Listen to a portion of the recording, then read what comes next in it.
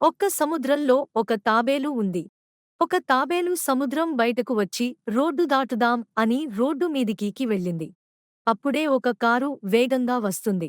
ఆ తాబేలు రోడ్డు దాటుతున్న సమయంలో అటువైపు నుంచి కారు వేగంగా వెళ్తూ తాబేలు తలకి తగిలి ఎగిరి రోడ్డు పక్కన పడింది.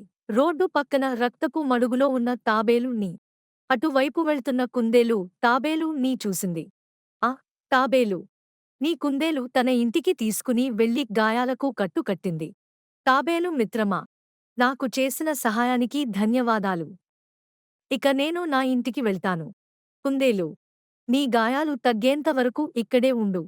తాబేలు, సరే మిత్రమా. తరువాత రోజు కుందేలు తాబేలుకి ఆహారం కోసం బయటకు వెళ్ళివస్తా అని చెప్పింది. కుందేలు సముద్రం దగ్గరికి ఆహారం కోసం వెతుకుతుండగా సముద్రపు అలలు కుందేలు నీ సముద్రం లోపలికి తీసుకువెళ్ళాయి.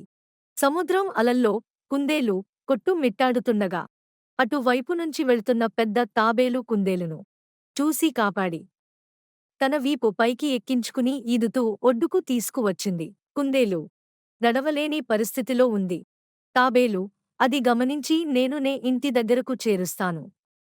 ఇంటికి వెళుతున్న మార్గం మధ్యలో కుందేలు తాబేలు ముఖం చూసింది. తాబేలు ముఖంలో ఏదో దిగులు. కుందేలు తాబేలు నీ ఏమైంది అని అడిగింది. తాబేలు తన కూతురు తప్పిపోయిన బాధలో ఉన్నాను అని చెప్పింది. తాబేలు కుందేలుని ఇంటికి తీసుకువచ్చింది. కుందేలు ఇంట్లో చిన్న తాబేలుని చూసిన పెద్ద తాబేలు ముఖంలో సంతోషం.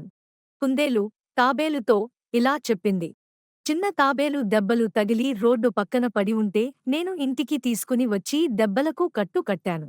అలా తన బిడ్డను కాపాడినందుకు కుందేలుకు ధన్యవాదములు చెప్పింది. తాబేలు తన చిన్న తాబేలుని తీసుకుని సముద్రంలోకి వెళ్ళింది. మనం ఒకరికి సాయం చేస్తే మనకి ఇంకొకరు సహాయం చేస్తారు.